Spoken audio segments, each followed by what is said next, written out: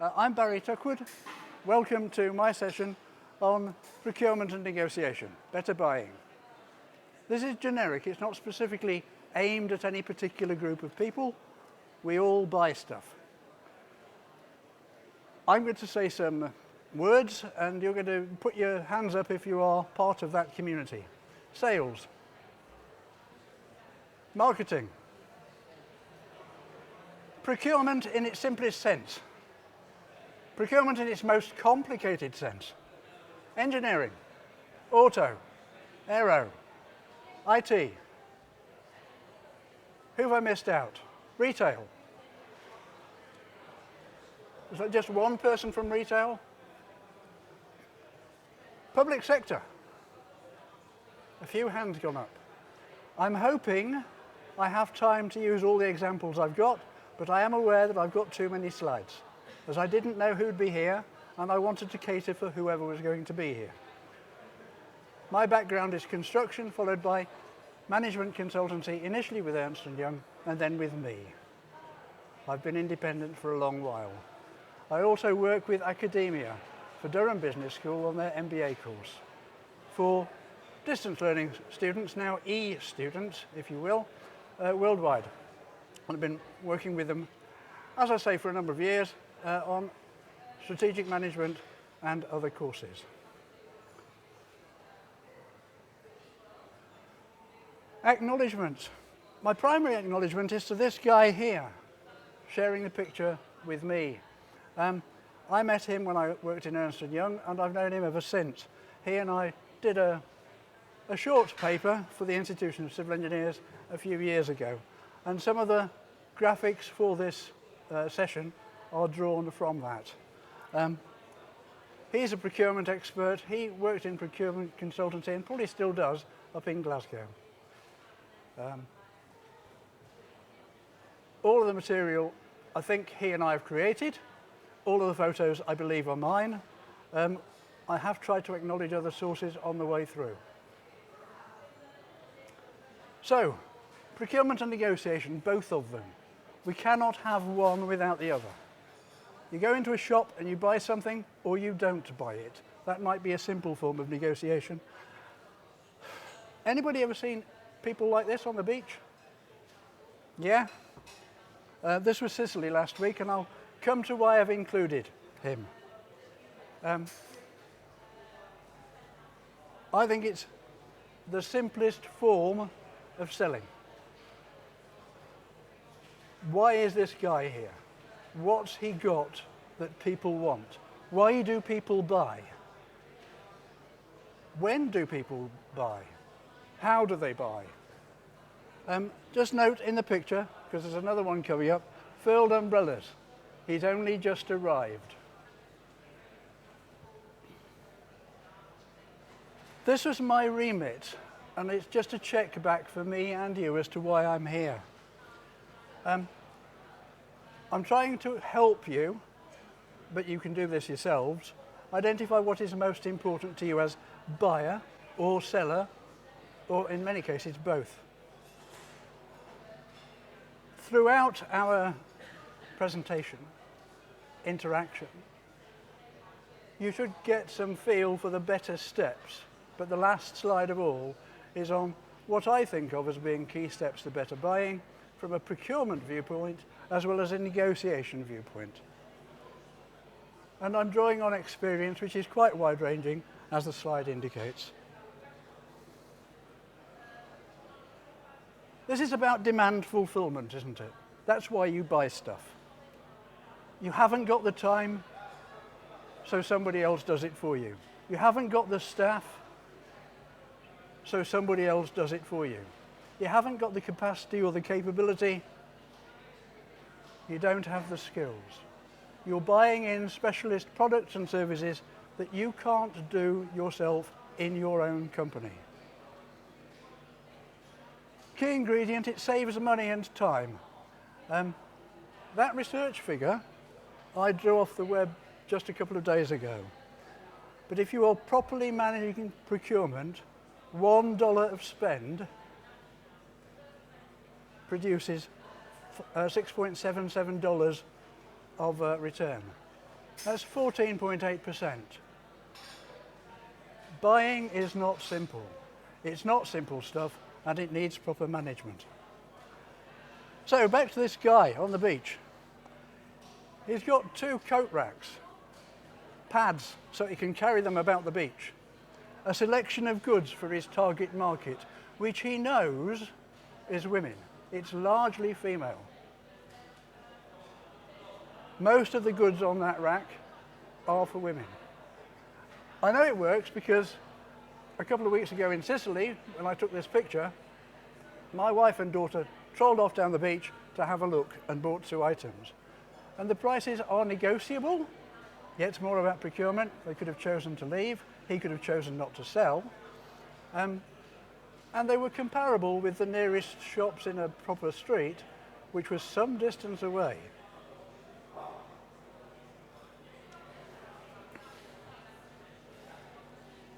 Key point on this slide is we negotiate to win-win. If you're not comfortable with a result, you won't have that commitment that you should have. You won't feel part of the process.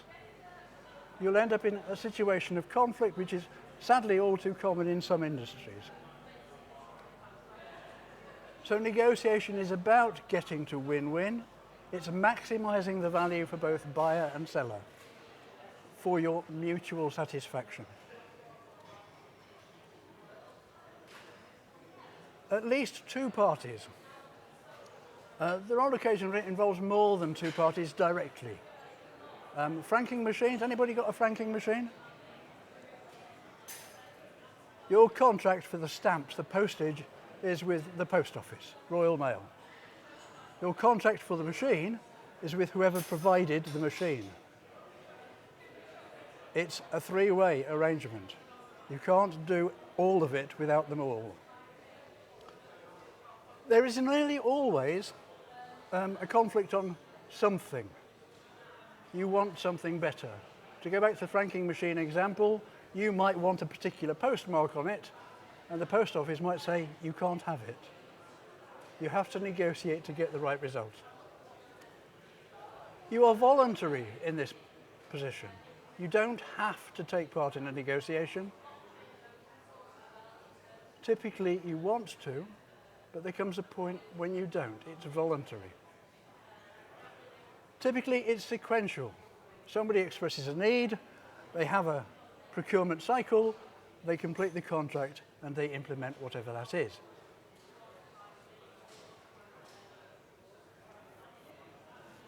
You won't have seen this diagram before because I've created it specifically for here. This is my view on the whole cycle. What we need is to set the scene at a corporate level, whether that's the public sector or a small organisation, a big organisation, any sector needs to set out the rules. And that's the top, and everybody else has to be part of it. I should say that the whole of this session is being recorded, so all of it will be available on the web later. Let's start at the top, governance, policy and strategy. People do need to set organisational objectives. They do need to know what the rules are about what they're selling or buying. They need to have the finances in place as well as the technical capabilities. It might be useful for them to apply strategy techniques. You will all have heard of SWOT and PESTLE perhaps, but there are lots and lots of other techniques, the business model canvas being one of them. You can use these to create your strategy.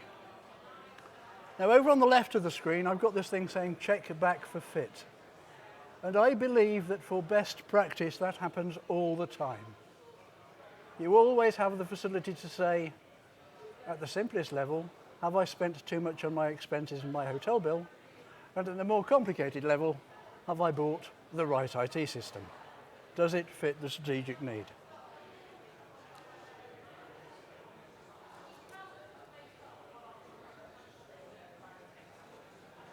Which leads me on to this example of supplier importance. This was a major utility checking their procurement cycle in year 2000, 1999-2000, to make sure the whole of the procurement stuff was properly managed, that they would be able to cope with that terrible date. And although people have said, well, nothing happened, there's a reason nothing happened. We'd taken it into account. The organisation had 3,000 suppliers in total, and we sat around a big table discussing which ones were critical. Narrowed it down initially to about 70, and then it grew to about 80. The real important part was about business resilience. Could it carry on? Which ones were vital? Some things are really small but vital.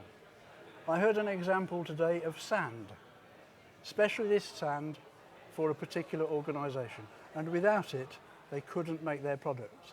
They only had one supplier, and that supplier disappeared. I might come to the reason for it. So we need to know how to manage suppliers, but suppliers can also help clients. This isn't a one-way street. It never has been. So let's look at the supply chain strategy in the round. This is taken from the paper that Neil and I produced. What we're looking at here is 3 different sectors with different elements of the whole strategy. Different elements of procurement infrastructure. And some of you will certainly be much more familiar than I am with what goes into detail on the ground in IT and procurement and e-procurement. But whatever the system is, you need to have all of these elements in place. Supply chain management at the top left, processes and systems in the top right, and some kind of procurement infrastructure.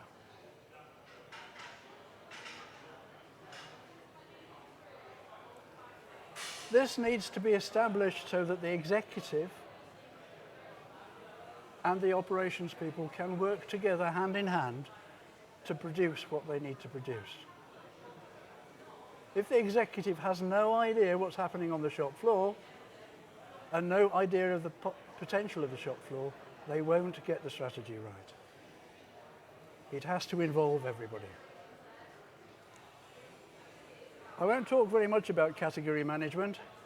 I believe it's been around for a very long time. The sources I've used suggest a retail sector 1990s, but I think that we used it before that. And my example comes from construction.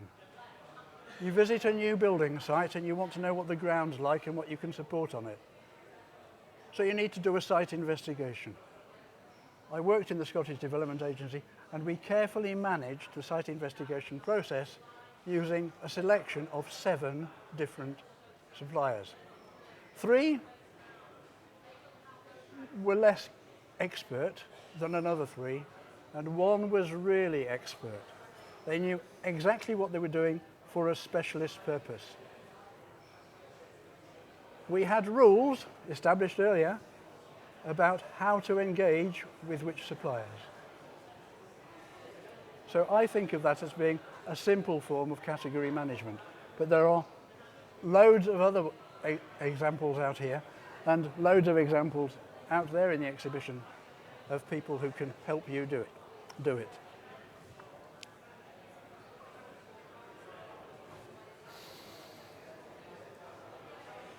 Strategic supplier relationship management. What I'm talking about here is something that some of you will certainly do. You will have your preferred suppliers. But we can start from the very bottom left and work all the way up to a strategic partnership, a proper alliance, where you're working with your supplier to create new products, to be innovative, to make sure that what they're doing fits in with what you need, not just for tomorrow or next week, but for next year and possibly 5 or 10 years later. The first time I saw that sort of thing in operation was about 20 years ago. Somebody went through a lot of time and effort to work out who they needed to partner with in order to produce goods for the future.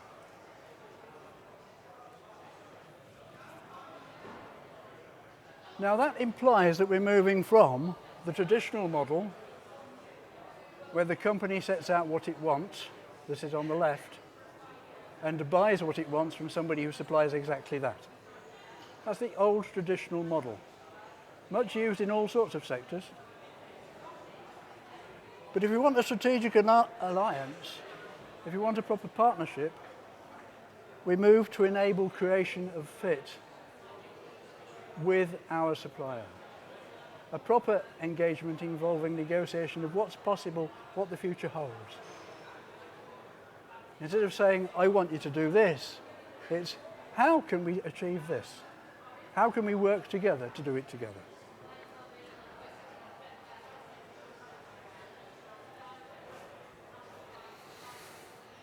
In order for that to succeed, you need some sort of collaborative arrangement, some kind of platform across the categories in the supply chain. You need something that enables that. Sainsbury's and Tesco's are probably simple examples of where it happens. You've got your loyalty card. Somebody in Dundee knows what you've bought and can send you the offers that are appropriate. It needs to work across the whole sector. But that must surely be a collaborative arrangement between whoever manages the data sets and the retailer. And also, to some extent, you. You choose to use the offers, and that boosts the cycle.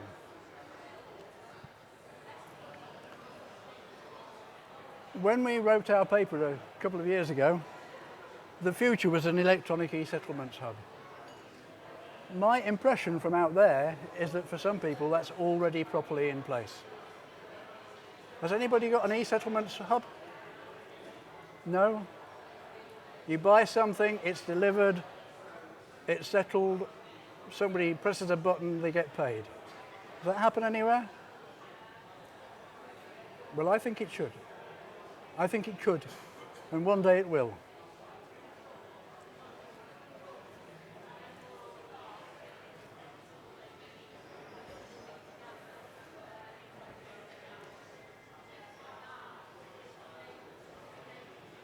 The second part of this slide is the part that I would focus on. Collaborative working environments are more challenging. We need a system for finance. Money in, money out, cash flow. Customer relationship management, stakeholder relationship management in its wider sense. For procurement, estimating and planning, and for the contract management afterwards. In order to establish a collaborative working arrangement, you really do need one thing at the front. You need trust, shared culture.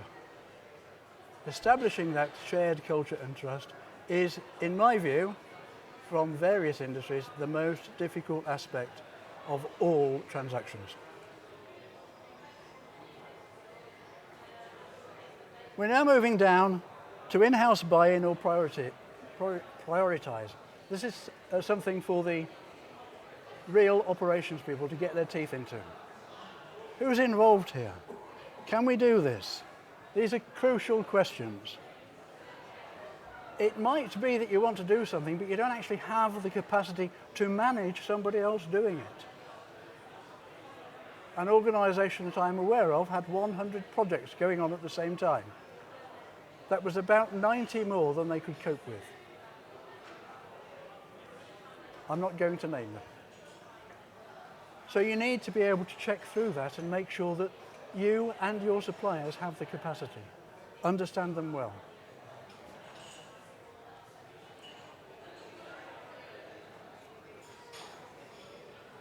So, an example.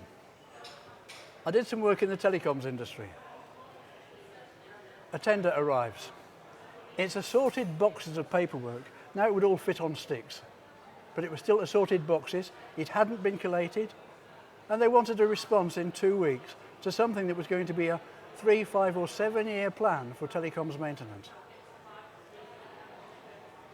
Could we have coped with all of that material inside 2 weeks? Well, we had the discussion internally and decided that we couldn't. We had to say no, but we had to say no diplomatically. So I went and visited them and said why we were saying no. I don't think I referred to the fact that they sent all this uncollated material at short notice. But one of the reasons we said no was that we think they had somebody already incumbent. And the contract was going to roll over to them, and they were just testing the market and testing it on us. Happens.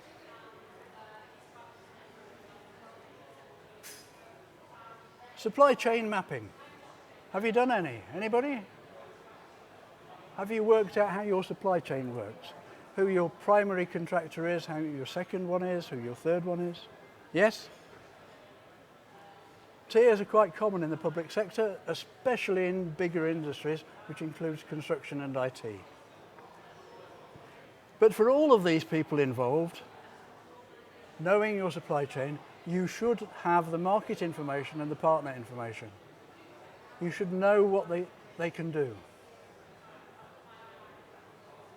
Some major construction work in the UK cannot proceed because the industry as a whole doesn't have the capacity. You need to know that sort of thing.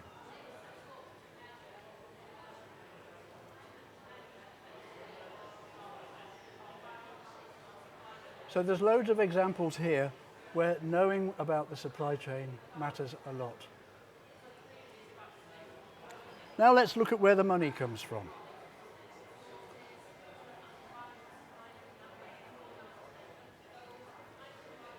Hands up if your payment terms are typically longer than 30 days.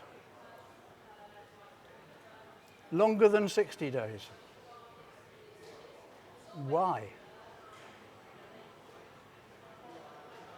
Why is it that a buyer will spend 60 days waiting to pay a supplier? This is where I come back to the sand example. They were not paid on time and went bust. Small commodity, major requirement, result, a particular item essential to the resilience of the organisation wasn't available, and they had to find another supplier of a specialist commodity. This wasn't just any old sand, this was a very fine special sand. So who's best placed to provide the finance here? Is it the water company, in this example? The power company? Is it the big contractor? Or is it the tiny subcontractor who's being held to account on 30 or 60 days? My view is that we should put pressure on the people to make sure that payment is on time. And you can negotiate that. My own example, which I haven't included, I think, was that on a particular contract, I was told it was 60 days. And I said, if I get an invoice in during the month, what's the last day during the month it can be in on for payment that month? And the answer was about the 20th. And I got paid on the 11th of the following month. Now that's a huge improvement over 60 days. It works out at 26 days. It works out as being pretty similar to the way people are paid for full-time jobs. They could afford it, and it improved my cash flow. Oh, skipped one. Now we get to supplier options. Long-term, short-term, one-off, repeat, specialist, local, national, international. Where are we going with this? Where do you get your supplies from? Who builds stuff for you? Who maintains your building? Don't forget this bit here, the future needs. You've bought a new printer, but you haven't considered the cartridges and the toner, the paper, the consumables. These all matter too. Biggest spend in banking some years ago, it might still be the same, was stationery. It wasn't cars, it wasn't IT, it was stationery. So know where you're looking at. Cater for it. And consider the total cost. You've bought the printer, but what about the long term? I've got an eco tank at home. There's just one of me in my house. And that saved in 1 year more than the extra cost of the printer, because the cost of the toner was pennies compared with cartridges. So consider it all.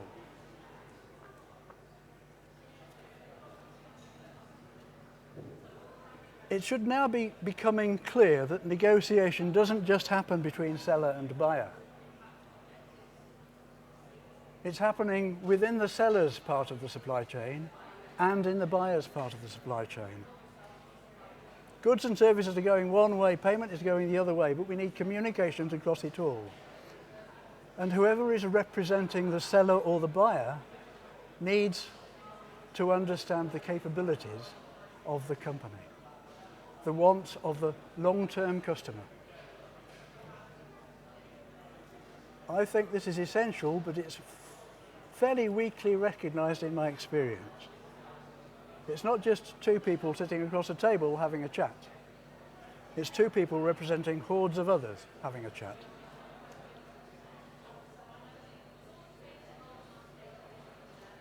How am I doing? 10 minutes, I think. So I'm going to skip a bit.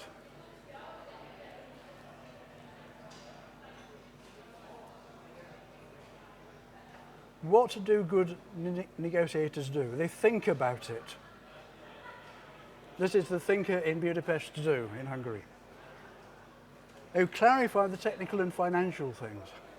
They can vary their position on assorted items, and I've included here quality, quantity, cost, time, content, and risk. Time sometimes being the most important one. You want it now? You want it in 2 weeks?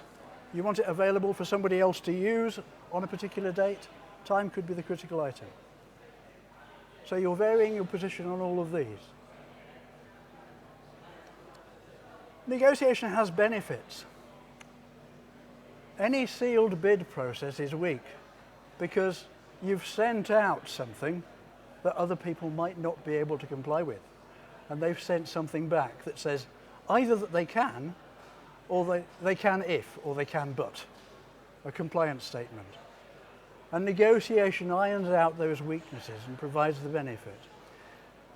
At the bottom of this slide it says helps to regulate the market. Well, it does, in that it helps to inform the buyer of where the weaknesses are in their in their tender bids. It helps to improve the future. 2 examples of stakeholder negotiation. Software and IT systems, what's the purpose? It might be a specialist, they might be doing some special apps or whatever nowadays, it might just be hardware and legacy systems. But you need to know who's involved, who it's for, who's going to use the IT system afterwards. And quite often the sequence is order, install a bit more, it's not ready yet, install a bit more, and it's running late. So what happens to training? Training falls off. We need the training. Make sure that everything's in place. Website development is more complicated, I think, because we think of a website developer as the people who put together the pictures and the run-through, but really what's important is the content, which is in the hands of the buyer. I worked on a particular website development and it took ages, but the really important part was the content and getting it from the different elements of the buyer organisation.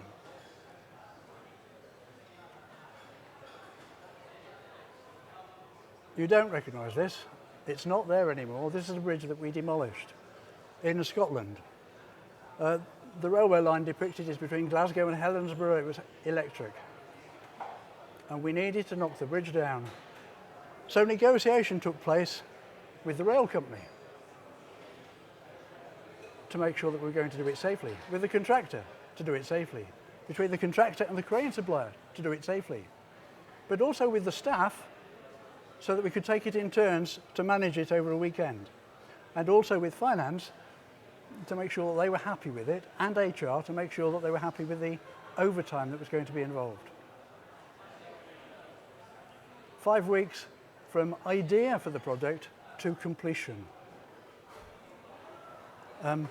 Possibly the most complicated one I've done that quickly, a long time ago.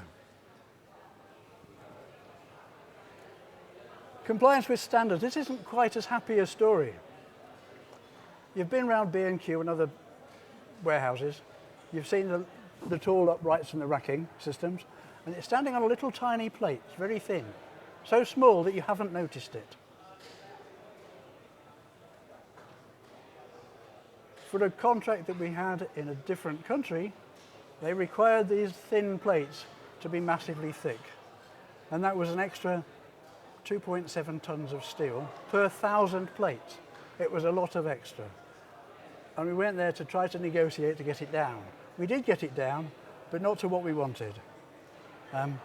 So the lesson here is check the interpretation of the standards.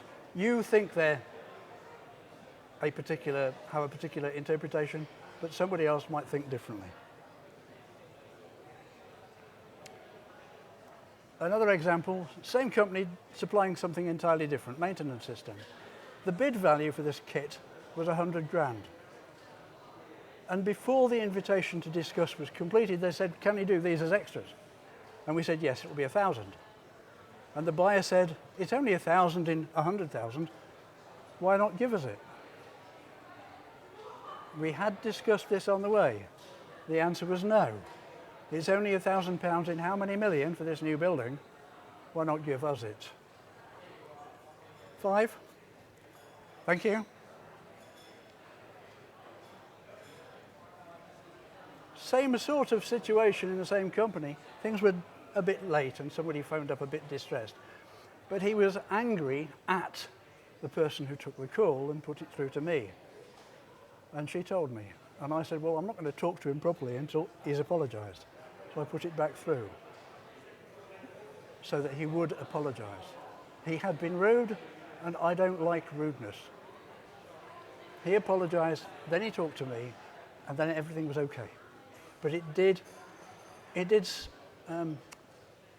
state a really important point. Treat people with respect, but here we're negotiating about a problem. Don't tackle the individual about themselves. Business services. When you are buying them, what's going to come up first? Long list here. Is it trust, ability, flexibility, assurance of commitment? Get the whole package. Travel, flights for 50p. Look it up on the web. There's an Irish group of ladies who sing a brilliant song, Flights for 50p. Some people are nodding, they've seen it. But you've got to take into account all of this. Time of travel, overnight in a hotel, taxi, parking, luggage, insurance, certainty. What might change? Oh, it's with whoever, who often change their minds about when to fly at short notice. Total door-to-door. It's not just the flight. Let's consider the whole package. I said there wouldn't be time for them all. Telecoms again, meeting to discuss a tender. And the opening words of the person as buyer were, you have a mountain to climb. We knew this, we knew we were second. We'd already decided what we could negotiate on, but the ultimate result was, we're not going to get the contract, but the people who got the contract couldn't do it all, so we became subcontractors for some of the bits. That was better. You do need to know when to walk away. Look up getting to yes. There's 4 points there, which isn't as many as I have on the last slide. Good negotiators go through preparation, they gather the facts. You should be imagining that you're wearing the other person's hat. This is another guy on a beach in Sicily. He's selling hats.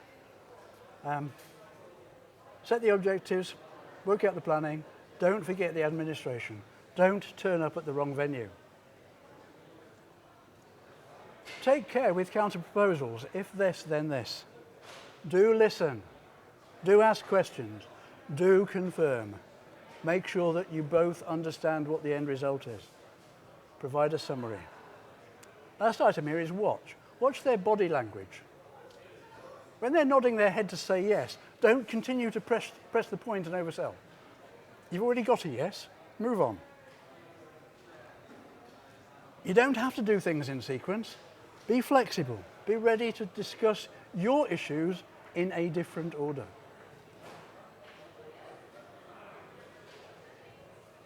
Choose your persuasion method. You can be logical, but quite a lot will come from the heart, especially if the end discussion is going to be based on trust. Remember that you've got to appeal to both sides, logic and emotion. When you conclude, write it down and let the team know. That's your home team. Wherever your home is, whether you're supplier or buyer, let them know what's happened.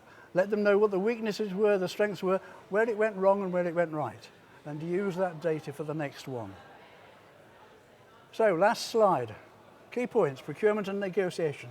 It's a long list, and when I first produced this, I'd got the negotiation side, but I hadn't got the procurement side. Procurement, you need governance, policy, strategy to fit the corporate requirements. You must manage your suppliers and their requirements and their relationships.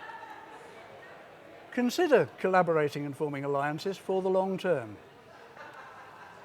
Do consider what matters for the short term and cater for the whole of the needs of your supply chain. Don't buy anything you don't need. I'm guilty of that. I go shopping. I buy stuff we don't need. Enable trust. Without trust, this isn't going to work. You are now negotiating. Make effective use of planning time. Do plan beforehand. Don't think, oh, I should have planned for that. It's too late then. You might be able to set objectives in a range. You know, the price that you've got as a target versus the price that it could be or the price that you will walk away at. You might be better off to aim high, but do be credible. Do search for variables and be flexible. Remember that you might be able to provide something at a low cost of high value to your buyer. And that can work the other way around. They might be able to provide you space to work on site, which is really important for you, but which you couldn't otherwise provide. Remember what your strengths are. So you might be buying some other things in to help with the buyer. Stick to common ground and the issues, not the people. Bullying doesn't work. Do remember to record and publish so that you've got a record. And lastly, debrief your team. They need to know. Thank you.